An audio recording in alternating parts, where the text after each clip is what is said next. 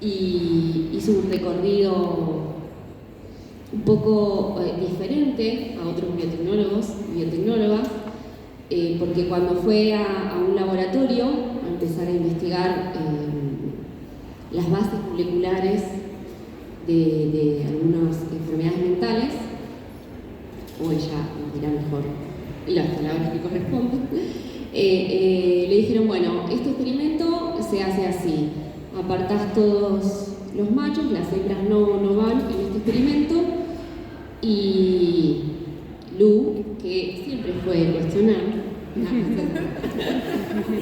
porque yo la tuve de alumna hace mucho tiempo en bioquímica, que es bastante cuestionable, bioquímica empezó a cuestionarse por qué ocurría esto, ¿no? Y ahí se abrió, digamos, este camino que realmente creo que va a dar muchos frutos, y según Dora, que la vimos ayer, lo voy a decir porque total lo dijo ella, dijo que este libro es terrorismo. Y está re bueno porque la gente lo va a querer leer, obviamente. Está buenísimo. Bueno, además, en serio, acá como dice la contratapa de este gran libro de Lu, ella hizo su doctorado. Obviamente ese camino de ratones no continuó, sino que empezó a preguntarse por qué ocurría esto, y hizo su doctorado en estudios de género en la Universidad de Buenos Aires, y como becaria de CONICET, y reorientó su trabajo hacia la epistemología feminista, palabra difícil. Y ahora actualmente está en la Universidad Nacional Autónoma de México, en el Centro de Investigaciones y Estudios de Género. Así que la tenemos por acá estos días, ya que está presentando el libro. La verdad que, con Ale le dimos el libro para llevar adelante esta presentación. Me parece un libro que es disruptivo, de alguna manera, porque se atreve a cruzar esas dimensiones, ¿no? O continuar y profundizar las dimensiones de este neurofeminismo que empezó y que creo que va a dar mucho que hablar. Y la verdad que es una alegría que eso suceda. Ya vamos a ver un poco por qué. El libro me parece espectacular desde su escritura, su estructura, es bien complejo. Es un poco con Ale cuando nos juntábamos a decir, bueno, cómo armamos la actividad y demás, nos íbamos por las ramas diciendo, bueno, viste lo que dice acá, viste lo que dice allá, nos falta complementar en nuestra formación, ¿no? Porque también somos biotecnólogas y no hicimos ese camino. Nos falta en nuestra formación ciertos complementos, pero bueno, estamos en esa búsqueda un poco autodidacta y un poco que seguramente va a salir a través de todas estas redes que vamos tejiendo dentro de la universidad. Y el libro es muy lindo, está muy bien estructurado, se lee muy fácil y tiene detalles súper interesantes como las notas al pie, que me parecen espectaculares, que parece algo como trivial, pero que tener buenas notas al pie con buenas descripciones de las citas bibliográficas es algo súper importante para mantener una lectura ágil, ¿no? Y un glosario al final, que debo decir que de manija empecé a leer el libro y lo descubrí ayer. Pero es importante que sepan que está ese glosario al final, que está buenísimo, y una lista de lecturas recomendadas también, ¿no? Para después, en vez de andar buceando y hacer un camino de búsqueda propia, ya hay como una indicación o una sugerencia de qué lectura realizar. Así que bueno, ahora vamos a agarrar un par de ejes para discutir. Le voy a pasar la palabra al señor doctor. Bueno, buenas tardes a todos y todas. ¿Se escucha bien? Sí, si no yo grito. Gracias, Lu, por venir hasta la Universidad de Quilmes, tu universidad. La verdad es que para mí es un orgullo, un honor estar en la presentación de este libro, un libro disruptivo, terrorista, como dijo Dora, lo decimos porque lo dijo Dora ayer, un libro fascinante, un libro, no quiero spoilear, pues lo tienen que comprar, un libro que me puso a pensar y que me puso a reflexionar sobre los conceptos que yo tengo también del cerebro, que aprendí evidentemente a lo largo de mi carrera como biotecnóloga. Así que desde hace unos días que lo tuve en mis manos, no hago más que cuestionar todos los dogmas que el método científico en cierta manera nos impuso. Y cómo esos dogmas de la biología, y en este caso de la neurobiología, se utilizaron para cuestionar las capacidades que tenemos las mujeres para llevar adelante algunas actividades. Y yo le contaba a Lu hace un rato que debo confesar que en el aula, cuando yo doy clases, replicaba algunas de estas fundamentaciones de este dogma, donde hay cerebros masculinos y cerebros femeninos, y bueno, nada, he llegado a los 53 años y me he dado cuenta que estaba mal. Gracias, Lu, por esto. Digo, yo creo que uno siempre tiene que estar, como personas que ejercemos la ciencia, y siempre nos tenemos que estar cuestionando lo que estamos aprendiendo, pero bueno, seguramente hay una impronta muy marcada de un patriarcado que, como dice Dora, uno de sus mayores logros es cuestionar la subjetividad que tenemos las mujeres sobre nosotras mismas. Así que, bueno, quiero empezar con algunas preguntas que tenemos a Lu para poder disfrutar de este momento. Y yo quiero que nos cuentes cómo empezaste este recorrido y cómo vos te fuiste dando cuenta que lo que aprendemos en el aula en cuanto a la neurociencia puede mínimamente estar con un sesgo fuerte, un sesgo de género. La tecnología, no, claramente me retiré hace mucho. Muchísimas gracias primero a Alejandra y a Sandra por la disposición, por organizar el evento, por dedicar tiempo a la lectura y a las intervenciones. Es un placer para mí estar de vuelta acá en la Universidad de Quilmes y ver caras conocidas que veo igual. O sea, me alegra un montón, espero que a mí me vean también de la misma manera. Buenísimo. Y bueno, me emociona profundamente los pasillos de la facultad y los recuerdos que Pato acá, mi compañero de carrera, puede dar crédito de eso, como Pau también. Estoy muy feliz, muy emocionada. Y bueno, un poco comentando para lo que Alejandra nos trae, y es qué pasó, ¿no? Esta idea del qué pasó tiene mucho que ver con la práctica personal del laboratorio, como San comentaba, y esta sorpresa de haberme formado en una carrera donde nos decían que había dos formas biológicas sobre la base de las posibilidades reproductivas y que evidentemente esto tenía una relevancia clínica para comprender las prevalencias, el desarrollo y el tratamiento de enfermedades. Y de ahí yo me voy a la Facultad de Medicina de la Universidad de Buenos Aires, al laboratorio del Departamento del Sistema Nervioso, porque me interesaba mucho el cerebro, las neurociencias en relación a la salud mental. Entonces yo me voy con dos ideas asumidas. La primera es dimorfismo sexual. Hay dos formas biológicas sobre la base de las posibilidades reproductivas. La segunda, y que creo que es igualmente grave, como lo voy a mostrar después, es que para explicar ciertos diagnósticos psiquiátricos había que partir de una predisposición genética causal. Es decir, que los ensayos conductuales en modelos murinos se basan en asumir que hay predisposiciones genéticas para los diagnósticos psiquiátricos, y así se explican efectivamente hoy las prevalencias, que las cis mujeres sean más depresivas y que los cis varones sean más esquizofrénicos en los diagnósticos se debe a cerebros sexoespecíficos. Entonces ahí vemos confluir dimorfismos sexual con la reducción de un estado psicológico al cerebro. Con lo que me encuentro en el laboratorio, en primer lugar, entonces, es que me dicen que solo use machos para los experimentos conductuales, cuando lo que estaba haciendo era ciencia básica y se trataba de averiguar el rol de un receptor de serotonina. Y este receptor no se sabía qué hacía. Es una proteína que se expresaba en ciertas poblaciones neuronales y estaba vinculada con lo que se llama flexibilidad cognitiva, es decir, con la capacidad que nos adoptamos a los cambios, ¿no? Por ejemplo, salgo todos los días sin paraguas, hoy llueve, salgo con paraguas. Resulta que esta capacidad, la flexibilidad cognitiva, se ve reducida en personas que son diagnosticadas con algún tipo de psicosis y la esquizofrenia entre una de ellas. Entonces, quería saber mi jefa, la línea de investigación y yo, ¿qué hacía ese receptor? Cuando me dicen que use solo machos, yo entro en contradicción, porque digo, ok, si no sabemos qué hace el receptor, evidentemente tendríamos que ver si hace lo mismo en machos que en hembras, porque estamos partiendo del supuesto que hay 2 cerebros.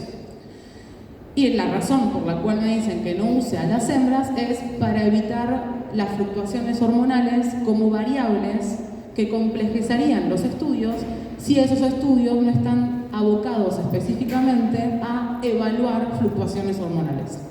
Entonces ahí dije, ok, efectivamente no debe haber diferencias en los cerebros y por eso se parte de asumir que el rol de receptor, aunque no sabemos qué hace, va a ser igual en machos que en hembras. Entonces, siempre cuento esta historia, ahí me meto a PubMed, que es la base de datos más grande de papers biomédicos, Mariano, y ahí puse cerebro y sexo, ¿no? Sexo entendido como las variables que asociamos a las posibilidades reproductivas. Composición de cromosomas sexuales o mal llamados sexuales, concentraciones de testosterona, tejido gonadal, ¿no? Ovarios o testículos y genitalidad externa. Todo este conjunto de variables es lo que se define como sexo en biomedicina y también incluye los cerebros. Es decir, que cuando pongo cerebro y sexo, estoy viendo si hay diferencias debidas al sexo, es decir, a estas posibilidades reproductivas en los cerebros. Y me encuentro con una batería de investigaciones que efectivamente asumían que existían 2 cerebros, y en este asumir que existen 2 cerebros, partían de presupuestos que decían las ya mejores habilidades espaciales observadas en varones, la ya mejor capacidad de las mujeres para la fluidez verbal. Eso era el punto de partida para después buscar correlatos neuronales o neuroanatómicos, y una vez que se los encontraba, cuando se los encontraba, se asumía que eran causados por el sexo y que eso explicaba estas observaciones en las capacidades cognitivas diferentes, ¿no? Entre los sexos. ¿Y el justificativo cuál era? El sexo importa. Importa ver si funcionan igual los cerebros o no para entender mejor la prevalencia, el desarrollo y el tratamiento de enfermedades. Y yo decía, ok, estoy en un laboratorio viendo salud mental, esquizofrenia, que es más prevalente en cisvarones, y por otro lado me encuentro con un montón de investigaciones que hacen una apología que hay 2 cerebros. Acá lo estamos omitiendo cuando el sexo importa para entender las enfermedades, y acá cuenta para hablar de presupuestos que en realidad lo que hacen es legitimar estereotipos de género. Sin saber mucho lo que era el género en ese momento, obvio, pero la idea intuitiva era que yo, como subjetividad feminizada, evidentemente no tenía un cerebro para hacer buena ciencia, porque me decían que mi cerebro estaba hecho para la intuición, la emoción y la sensibilidad, y en todo caso tendría que dar cuenta de una masculinización de mi cerebro para estar ahí. Entonces eso me alarmó, y el segundo punto que me alarmó es que al mismo tiempo yo militaba en el Hospital Borda, en una asociación civil que se llama Cooperanza. Y ahí hacíamos intervención en salud mental desde la psicología social. Y lo que veíamos era una ruptura del tejido social, condiciones infrahumanas, personas caminando descalzas, con mala alimentación, sin un cuadro familiar. Y yo estaba buscando un conjunto de genes de predisposición a la esquizofrenia, cuando en el Borda todas las personas diagnosticadas con esquizofrenia eran personas en situación de calle mayoritariamente. Entonces dije, ok, si acá existe una predisposición genética, no lo sé, pero en mi localidad no es el emergente. Entonces me llevó a 2 cuestionamientos al mismo tiempo, este punto de conflicto. ¿La idea de dimorfismo sexual es cierta? ¿Es legítima? ¿O en realidad es un sesgo que reproduce estereotipos de género, y en tal caso hay que ver si es legítimo? Si no es legítimo, ¿qué hacemos si no existe? ¿Cómo comprobamos si existe o no? Y el segundo punto es, ¿realmente el cerebro va a causar un estado mental complejo como la esquizofrenia? Porque no estoy capaz haciendo una apología en este sentido si digo que linealmente el cerebro causa un estado esquizofrénico a la industria farmacéutica, porque en última instancia estos estudios tenían como fin la ciencia aplicada para la síntesis de psicofármacos. Entonces, estoy en una producción de conocimiento que reafirma mi inferioridad mental, y al mismo tiempo también es cómplice de una patologización de las personas que hoy tienen un cuadro psiquiátrico y que, por lo menos en nuestro contexto, habilita estudiar el emergente social.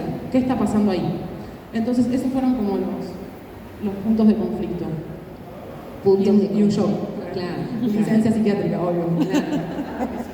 Sí, no es para menos. No es para menos porque hay digo, cuando uno tiene esta capacidad, una tiene esta capacidad de repreguntarse, es como esto que decíamos hace un rato, estuvimos en la radio con Lu charlando un poco de esto, es como eso, es como Matrix, espero que no haya gente demasiado joven y que no entienda esta referencia. Volvió. La pastilla roja, la pastilla azul, digo, ya está, digo, ya se sabe lo que ocurre y es difícil volver para atrás, ¿no? Con Ale también pensábamos una cosa, todo esto que vos estás nombrando y que recorres también y que escribís a lo largo de todo el libro, es el poder de la ciencia en establecer estos dogmas y sostenerlos a través de giros discursivos, a través de justificaciones que son realmente, que te causan un shock cuando las lees y como vos las escribís más aún, hay muchas frases de remera en todo el libro, ¿no? Que dan ganas de ponerse una remera que diga, como decimos siempre, porque es muy indignante, ¿no? Tipo, que se sepa esto, que se sepa esto. Entonces, en estos días salió una noticia bastante impactante para el mundo científico de las ciencias duras o al dente, como decía Dora ayer también, donde hay un portal de web donde se denuncian a los trabajos de investigación que supuestamente fueron falseados, ¿no?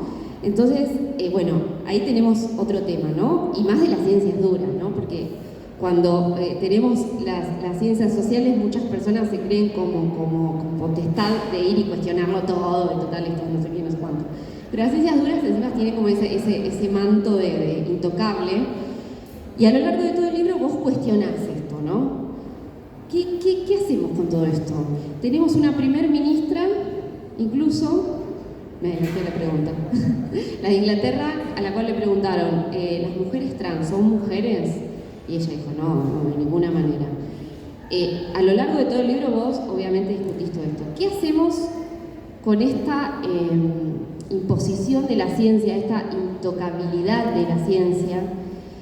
Y cuando se instala en el poder político y el poder que tiene eso sobre las personas y más sobre las desigualdades estructurales, las desigualdades de género y todas estas cuestiones que se problematizan a lo largo de todo el libro. Bueno, qué difícil.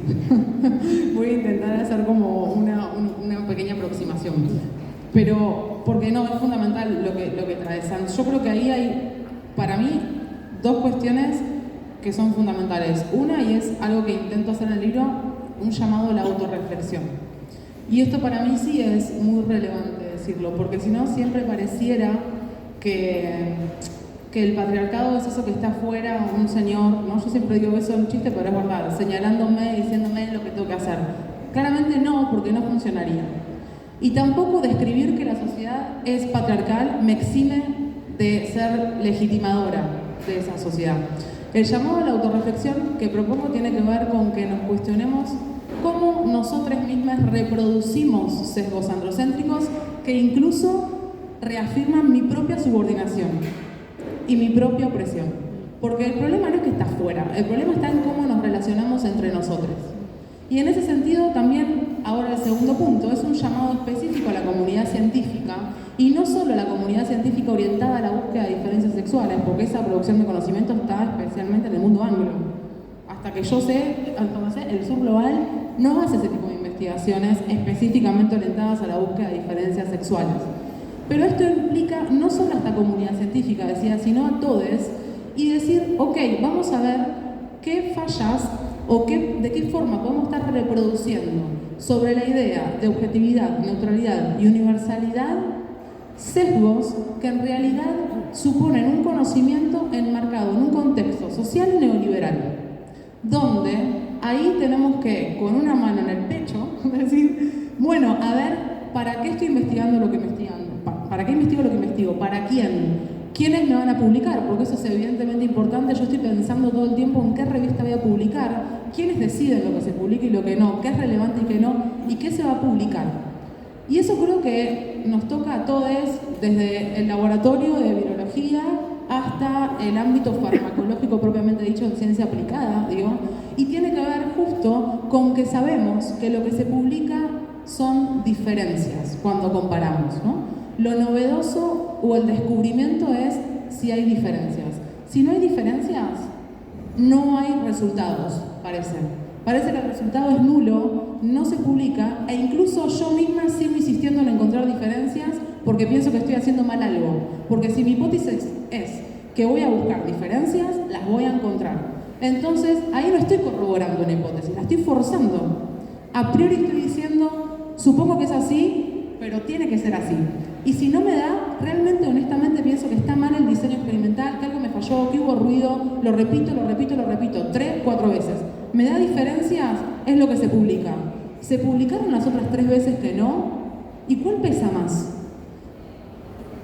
Entonces, y es fundamental. Claro, es fundamental, porque entonces tenemos una producción de conocimiento donde cuando vemos un paper, la bibliografía se basa en diferentes estudios que no se replican, porque otra cosa que no se privilegia es la replicación de un experimento, porque no garpa. La replicación tampoco se publica, es como no encontrar diferencia. Se basan en estudios individuales con bajo poder estadístico y que ese estudio por ahí 3 veces antes de la publicación no dio el resultado que esa publicación muestra. Entonces articulamos un discurso muy frágil en realidad, pero que cobra tanta fuerza normativa, sobre todo, sobre el velo epistémico de estos valores androcéntricos, donde parece que me pongo la bata blanca, o sea, el guardapolvo, digamos, y estoy desencarnada de quién soy, ¿no? Como que estoy haciendo ciencia por fuera de quién soy y de quién la describe. Y esto sobre todo es un llamado en el sur global también, porque tenemos un problema ahí. Claro que tenemos un problema, porque las revistas están en el... Sabemos de dónde vienen las revistas, ¿no? Entonces, ¿cómo no ser funcionales al norte global? Es muy difícil. Y ahí creo que tenemos que encontrar esta suerte de críticas entre la comunidad científica, por lo menos poner sobre la mesa estas prácticas y también hacer más trabajo interdisciplinar, digamos, ¿no? Esta idea de no convertir la ciencia en un lenguaje críptico, donde lo típico es que una persona te dice, se disculpa, ¿no? Mirá que yo soy de sociología, perdón, no entiendo nada. Pero al revés no pasa, ¿no? Como yo tengo el título de biotecnóloga y puedo opinar de todo, de filosofía, por más que no tenga idea. ¿Por qué? Porque me enseñaron que es todo fácil. Porque lo difícil viene de las llamadas ciencias duras, que es un valor generalizado. Lo blando, feminizado, no cuenta, lo hace cualquiera. Creo que tenemos que empezar a corrernos del área de la especialización, fomentar la divulgación, el trabajo interdisciplinar y al mismo tiempo revalorar las ciencias sociales y humanidades y sacar esta carga valorativa de lo duro y lo blando, ¿no? Incluso y especialmente en los estudios de género, porque ahí cualquiera opina. Ahí cualquiera opina. Cualquier persona puede hablar de género porque tiene un género. Y la verdad no, o sea, yo tengo una casa pero no puedo hablar de arquitectura por eso, ¿no? Entonces, esto es lo mismo. Hay que respetar las especializaciones. ¿Por qué? Porque si no pareciera que cualquiera puede producir epistemología feminista. Y no, es un montón de trabajo, un laburo sistemático tan difícil como el ámbito de la biología molecular. Si no, desde las comunidades epistémicas no revalorizamos estas disciplinas y las hacemos dialogar, probablemente, y dentro, siendo parte del sur global, será muy difícil, ¿no? Proponer algo que evidencie que no hay algo que sea inmune a la crítica y que de hecho la crítica es saludable y que de hecho la reproducción de sesgo de vuelta puede reafirmar nuestra propia condición de sur global. Bueno, celebro que hayas tocado el tema de todo lo que se publica siempre es lo que muestra una diferencia y nunca se publica o los experimentos que no salieron, porque esta idea de que no salieron es porque no pudiste obtener una diferencia y probar tu hipótesis. Yo digo que hay que hacer una línea editorial de experimentos fallidos porque digo, después uno invierte tanto tiempo en querer reproducir algo o obtener un resultado diferente, cuando ya a otras personas, a otros investigadores, ya les ocurrió lo mismo que te ocurre a vos en el laboratorio, digo, y debe pasar en todas las disciplinas. Yo quiero retomar una idea que tenés acá en el libro, que es el tema del giro argumentativo para adecuar el resultado de experimentos cuando no les cierran las hipótesis de lo que quieren demostrar. Quiero que explayes esa idea del giro argumentativo porque es muy loco que en las ciencias experimentales nos neguemos a ver un resultado como el resultado lo dice, ¿no? No, total, esto tal cual. Después la interpretación, que nos damos cuenta de lo que traía Alejandra, tiene que ver con una interpretación que está completamente plagada de qué mirada encarno. Cómo estoy interpretando tiene una carga valorativa de la persona que interpreta, que no es neutral, que no es objetiva, y que parte de cierto marco epistémico. Y en este sentido yo traigo la idea de giro argumentativo para hablar de cómo históricamente la ciencia arregló los resultados, aunque no le dieran como quería, para seguir diciendo esto me está mostrando la inferioridad mental de la cismujer, no hay vuelta. Y un ejemplo muy paradigmático es el del tamaño del cerebro, ¿no? Más volumen, mejor. No sabemos por qué, porque estructura diferente función, pero seguimos viendo estos sesgos de si tiene más volumen parece que funcionará diferente. Es como que yo les diga, esto es una mesa, traigo una mesa más chica, pero esta es mejor que la otra. No, depende, o sea, ¿tiene la misma función? Claro, funcionan como mesa. La estructura no me está hablando de la función. Y este es un sesgo que se arrastra históricamente. Y acá es muy paradigmático, porque cuando se decía que en términos absolutos el cerebro, medido indirectamente a través del cráneo, ¿no?, de los cisvarones era mayor, era porque eran más inteligentes. Ahora, cuando en términos relativos, es decir, comparando el peso, la altura promedio, en relación con el volumen, lo que se ve es que son las cismujeres son las que tienen más grande el cerebro, lo que se dice, pero es igual que les niñes, como les niñes, o sea, tiene un cerebro básicamente inmaduro. Y ahí vemos un giro argumentativo, ¿no? O sea, una vez que vemos que es más grande, el problema es que la relación es igual que niños. Entonces, deja de contar. Y eso pasa históricamente con muchos ejemplos, y uno muy lindo es el de la expectativa de vida, que a mí me encanta ese. Con la idea de, bueno, si las mujeres son más débiles, pero viven más, ¿no? En ese contexto, ¿cómo lo explicamos? Bueno, claro, lo que pasa es que son más permeables al entorno. Entonces también las hace más permeables al tratamiento médico. Por eso viven más. Y es decir, que el varón es más fuerte porque es intocable por el médico. Fíjense cómo hay toda una lógica que hoy parece de ficción, pero que la seguimos viendo, y es ajustar el presupuesto desde un marco epistémico a priori que nunca se corrobora sobre la idea de dimorfismo sexual para legitimar la inferioridad mental de la cismujer de una manera lineal en ese contexto, y hoy de manera críptica por la especialización dada por el avance técnico y tecnológico. Pero este giro, digamos, lo seguimos viendo. Lo seguimos viendo en la forma incluso discursiva de esgrimir que hay dos cerebros del discurso neurocientífico predominante, ¿no? La idea de dos cerebros como una suerte de optimización. Ya no dicen que el cerebro de las mujeres es inferior, sino que tiene optimizaciones específicas. El cerebro de los cisvarones está optimizado para la capacidad de abstracción, lo que decíamos antes, el razonamiento, ocupaciones que tienen que ver con la química orgánica, con las ingenierías, y evidentemente esa optimización sabemos que implica valores que en nuestra cultura androcéntrica están más valorados. El cerebro de la cismujer igual también tiene sus optimizaciones para que nadie diga nada, nadie se queje, y esas optimizaciones tienen que ver con una capacidad histórica de las mujeres que es la fluidez verbal, que se llama así, que lo dijimos antes. Hablamos mucho las personas feminizadas.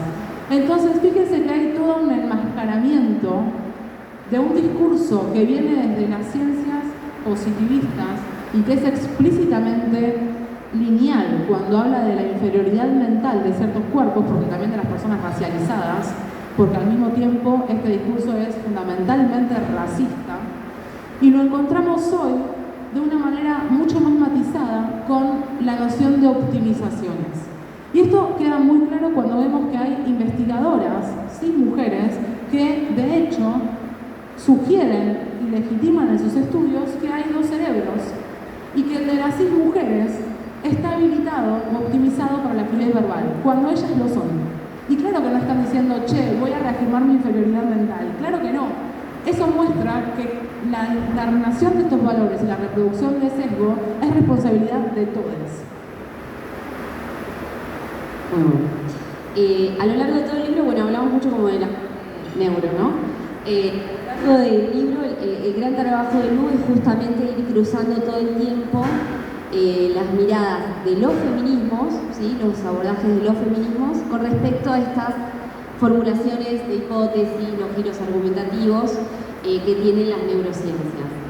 Me gustaría que me cuentes cómo fue ese recorrido de estudiar los feminismos, ¿no? Porque un poco vos, bueno, listo, sos biotecnóloga, te das maña con las neurociencias, y entonces leer los papers, los resultados y demás, es algo que, digamos, era como de la arena común de tu formación. Pero bueno, después hay que meterse en este mundo de la filosofía, de los feminismos, y ahí hay que hacer todo un recorrido. ¿Cómo fue esa formación un poco autodidacta y acompañada, obviamente, por quienes te dirigieron en la tesis, ¿no?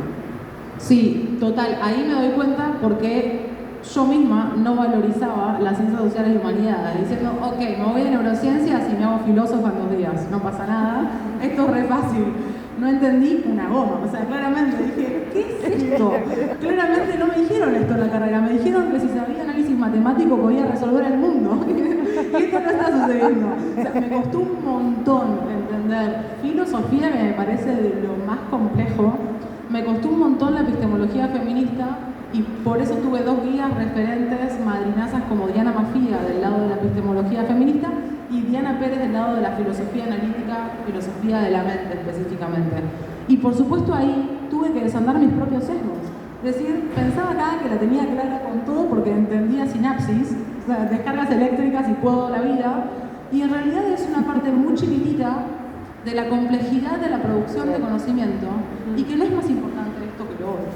Y tuve que desaprenderme, porque en realidad yo me metí a biotecnología porque era súper biologicista. Lo digo siempre, era como fan. Yo creía, quiero ir al cerebro a estudiarlo porque eso explica la conducta humana.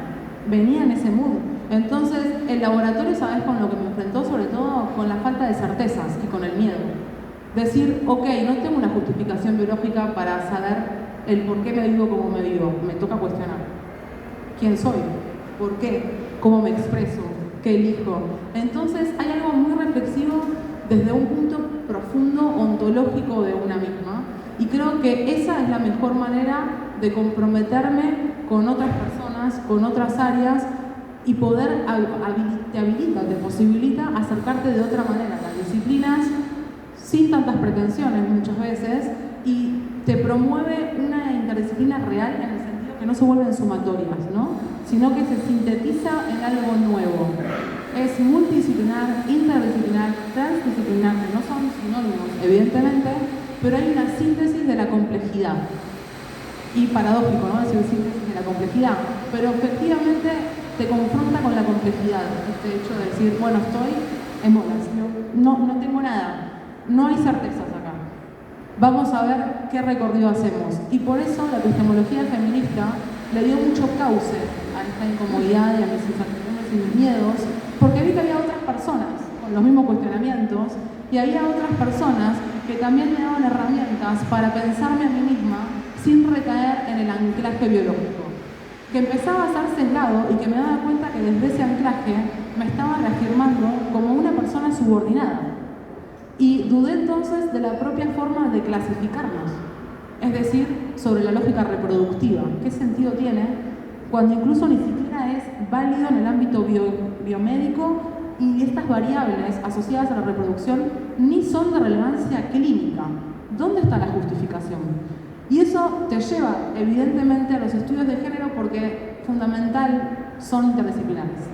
Y hay personas de todas las áreas, disciplinas, que se preguntan y cuestionan este tipo de cosas y que terminamos narrando, renarrando historias que nos hacen sentido, básicamente, que le dan sentido a quiénes somos y que cuestionan un quiénes somos naturalizado del sistema de valores androcéntrico para proponer un quiénes somos desde trayectorias vitales que nos vamos repensando, actualizando y que nos hace no tener miedo al desanclaje biológico porque nos encontramos con redes interactivas, afectivas sobre todo, que te sitúan desde otro lugar en el mundo. O sea, sea, básicamente encontrarme con los feminismos con muchas críticas hacia muchos de ellos, porque tengo muchas diferencias, pero incluso con esas diferencias te lleva a una reafirmación desde un lugar no solo epistemológico, sino también ontológico. Ese es el valor y lo que te habilita a acercar a los feminismos y al poder dialogar con ellos, ¿no? Bueno, me viene ahora una pregunta que no estaba acordada con San, porque nosotros ensayamos antes. ¿Cómo seguimos? ¿Cómo seguimos? ¿Por dónde? No sé, ¿cuál sería la hoja de ruta ante este escenario donde estamos cuestionando profundamente la idea de un mundo explicado textualmente por la biología? Yo creo que ahí iría un poco a lo que hablábamos al comienzo, y es la reflexión crítica de quiénes somos, ¿no? Y acá hay algo que siempre menciono y lo preciso en el libro, y yo me refería antes a cisvarones y cismujeres, no sé si todos saben lo que es el prefijo cis, pero es el prefijo que usan las personas que se continúan identificando con el género que se les asigna al nacer, en contraste con las personas trans. Hay muchas personas cis que no usan el prefijo porque justamente parten de asumir que una genitalidad te hace varón o mujer. Hay una suerte de feminismos que abonan esta idea, y yo contrasto fuerte y políticamente, porque esto implica asumir el esencialismo heredado de las ciencias positivistas, que vimos que legitima la propia inferioridad de los cuerpos feminizados que respaldan el esencialismo. Entonces, lo que siempre digo es, la reflexión crítica nos lleva a cuestionar quiénes somos, y ese quiénes somos tiene que ver sobre todo con muchos factores que nos hacen inteligibles, y de ellos podemos mencionar, o los que trae el libro, la identidad de género, la sexualidad y la expresión de género. Por supuesto que no son los únicos factores, hay procesos de racialización, clase, etnia, estudios de la discapacidad, etc. Y son todos igualmente relevantes, pero a lo que quiero apuntar en este libro, el cómo seguir, es esta reflexión crítica de quiénes somos cuando perdemos certezas biológicas. Cuando nos miramos y decimos, ok, esta es mi genitalidad, pero no hay un determinismo biológico o una predisposición genética para explicar mi identidad de género y mi sexualidad. Esto quiere decir que para romper con el sistema de valores androcéntricos tengo que transicionar y hacerme gay, lesbiana, pansexual. No, claramente no. No tiene que ver con eso. Tiene que ver con cómo interpreto quién soy. Y siempre lo digo y es relevante. Yo comparto mucho más con una persona que se identifica cis y heterosexual que con una persona que quizás se identifique trans y o lesbiana, pansexual y que piensa que nació así. Pero si la persona cis heterosexual me dice, no, la verdad es que tengo concentraciones de testosterona prenatales que me diferenciaron el cerebro y que esto causó mi identidad de género y mi sexualidad. Si una persona me dice eso, contrasto. Si esa persona es heterosexual me dice, ok, sí, me actualizo, me vivo así, me siento bien así, elijo esta expresión de género, estas personas son mi sujeto de deseo y está perfecto. El punto es que no se entiende desde la premisa esencialista. Entonces, no me importa cómo se identifica una persona, cómo se expresa una persona y cuál es la sexualidad de una persona. Lo que es fundamental es cuestionar la cis heteronorma. Y la cis heteronorma no es la cis heterosexualidad. La cis heteronorma es cómo entiendo quién soy y cuáles son mis sujetos de deseo. Yo puedo anunciarme lesbiana y ser súper heteronormada, porque no importa con quién me vinculo sexoafectivamente. Lo que importa es si asumo roles, ¿no? El rol masculino, el rol femenino y una pareja destinada al cuidado en una de ellas y la otra al espacio público. Estos roles estereotípicos son la heteronorma. Y la cisnorma tiene que ver con pensar que una genitalidad explica mi identidad de género. La cisnorma tiene que ver con que si yo entiendo que hay menos personas trans que cis, es porque lo normal es ser cis y esas personas trans son un desvío. Si yo parto de eso, soy súper cisnormativa. Y puedo ser trans y entender así el ser trans. Entonces, no tiene que ver con quién soy, cómo me identifico, ni cuál es mi sexualidad, sino cómo me narro, cómo me entiendo en tanto trayectoria vital. Y también sí digo algo muy importante, y es, podemos recurrir a eventos pasados de infancias para explicarme a mí hoy. Claro, porque eso le da sentido a quién soy. Pero eso no significa que esos hechos en la infancia me determinaron para siempre o que en realidad eran prenatales y se despertaron re temprano y se fijaron.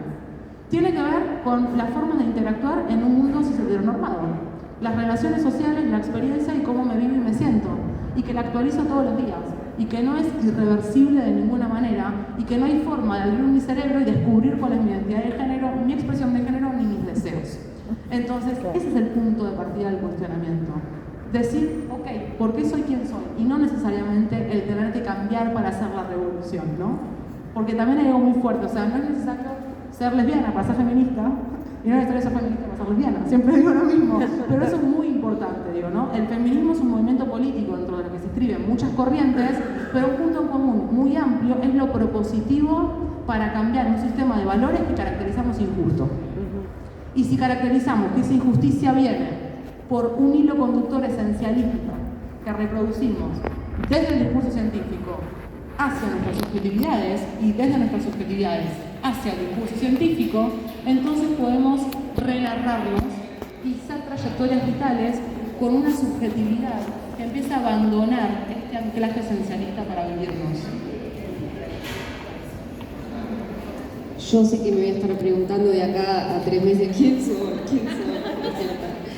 Pero una cosa que quería tomar del libro, porque ayer lo habló Florencia hacia el final de la charla, es el tema de la epigenética, porque en realidad va a ser es un campo que se conoce hace mucho tiempo y que va a tomar quizás una profundidad mucho más interesante a través de estas interpretaciones, ¿no? Obviamente que esto que digo de quién soy lleva a preguntar no solo personal y profesional, una pregunta que seguramente nos hacemos desde hace mucho y que me hago desde hace mucho y que trato de responder y de aprender y de desaprender por sobre todo. Y en un momento del libro vos hablas de la epigenética y eso me parece muy interesante en este momento donde cuestionamos tanto la dupla cultura-naturaleza, esa falsa dicotomía que vos señalás, y que en esta agenda de ambiente que están teniendo los gobiernos, las instituciones, etc., digo, no se le da la profundidad que es necesaria para poner en discusión lo que significa el ambiente en nuestras vidas. Algo decís, ¿no? De que estás trabajando con eso y que venís investigando eso, que querés como adelantar un resumen. Sí, no, esto es fundamental, porque claro, la epigenética es lo que nos viene a decir que cambiamos biológicamente a lo largo de toda nuestra vida. Entonces es una disrupción con esta dicotomía moderna, androcéntrica, naturaleza, donde del lado de naturaleza estamos los cuerpos feminizados siempre, y la cultura, que es el cimarrón blanco adulto propietario occidental, ¿no? Fíjense que este sesgo está completamente jerarquizado para jerarquizar los cuerpos y que además obstaculiza una mejor comprensión de lo que somos en términos biológicos.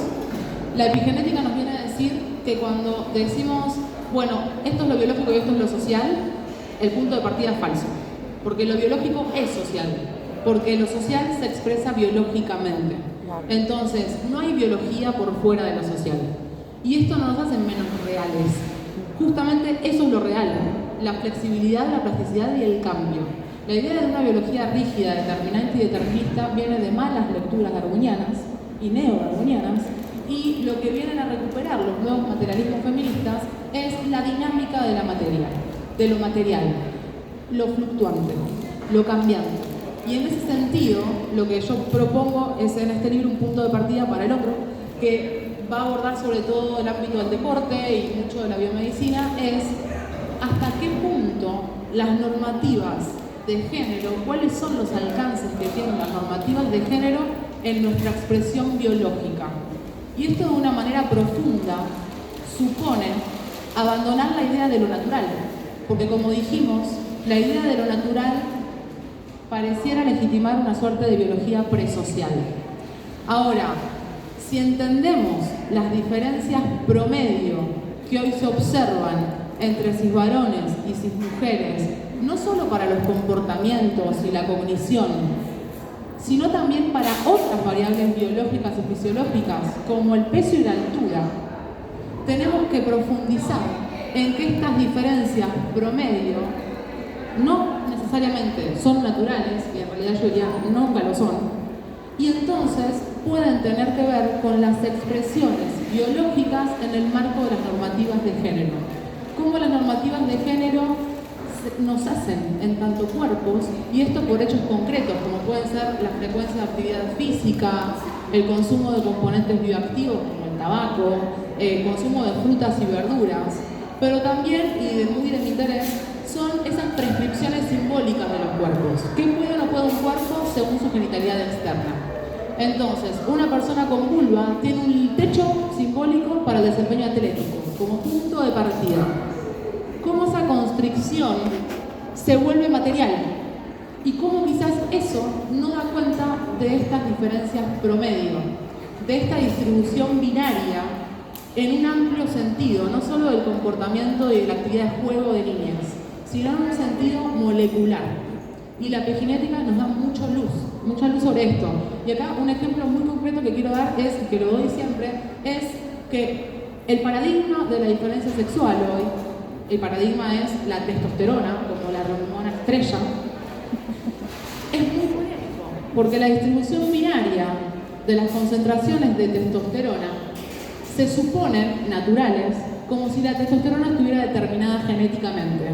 Y sabemos que no es así, que la testosterona depende de un montón de factores, y esto no es solamente válido para la testosterona, sino para todas las variables de nuestro cuerpo. Ninguna variable se define a sí misma, ni depende solo de otra. Hay una complejidad interactiva de variables, donde el saliente testosterona es atravesado por un discurso normativo, testocéntrico. No describe una realidad del cuerpo. Si nos corremos de esa idea, además, del testocentrismo para describirnos, también vemos que la testosterona fluctúa, que cambia, no solo a lo largo del día y de las estaciones del año, sino también con nuestras prácticas sociales. Es decir, como todo en nuestro cuerpo, es parte de la regulación epigenética. Y hay prácticas sociales, fundamentalmente generizadas, que impactan en estos niveles de testosterona, como por ejemplo las prácticas de cuidado. Prácticas de cuidado se asocian con bajos niveles de testosterona. Ahora bien, desde un discurso esencialista podría decir, claro, como los cisvarones tienen más testosterona, no cuidan, y lo justifico biológicamente. Pero por eso es relevante la intervención de la epistemología feminista para decir, por supuesto que la testosterona no causa linealmente un estado complejo psicológico como es el cuidado. Lo que tenemos que entender, entonces, son dos planos diferentes de discusión. Uno es las variables biológicas, que son susceptibles a las prácticas sociales y que pueden dar cuenta de la distribución binaria que hoy observamos en ciertos parámetros biológicos y fisiológicos, y el otro es el punto de partida y del cual empecé, la mente y el cerebro, la relación mente-cuerpo. No podemos criticar la idea de dimorfismo sexual sin criticar la idea de el cerebro es nuestra mente, porque lo que tenemos es un vacío epistémico cuando decimos la testosterona impacta en los cerebros y de ahí causa mayor agresividad en los cisvarones. O sea, ¿cómo abrís el cerebro y ves la agresión? Explíquenmelo. Es un estado psicológico que no es susceptible de ser descrito en términos biológicos. Entonces, esos dos puntos los identifico como neurálgicos para reescribir las diferencias biológicas desde una epistemología feminista, no esencialista, súper materialista, que está todo el tiempo poniendo el centro en el cuerpo y que dé cuenta de que la complejidad de nuestros estados psicológicos pueden estar también teniendo expresiones biológicas. Lo que puede o no puede un cuerpo se expresa biológicamente. Y el techo simbólico al que me referí implica lo que yo pienso que puedo o no puedo hacer. Si camino con miedo en la calle, si me estresa estar en un ámbito a las oscuras a la noche porque tengo que organizar cómo me vuelvo, ¿qué pasa con ese estrés? ¿Cómo se expresa en mi cuerpo? ¿Qué impacto tiene en mi densidad ósea, por ejemplo? porque se dice que la densidad ósea es mayor en varones que en mujeres. ¿Ay, es natural? ¿Cuál es la carga de un cuerpo feminizado? Todas esas variables son las que se pueden considerar de vuelta para profundizar en los alcances que tiene la normativa de género, y esto es una propuesta también de la autorreflexión, ya no solo en términos de identidad de género y sexualidad, sino también de mi propia complexión, de cómo yo también la reproduzco cuando parto de generizar a niñez, a infancias, con el juguete, con el hábito alimenticio de quién come más, quién come menos, de cómo se puede o no mover una criatura, cómo estoy reproduciendo género justificado biológicamente y que estamos creando sociedades que siguen respaldando un sistema de valores androcéntrico. Entonces, el punto de partida de lo siguiente es ese, ¿no?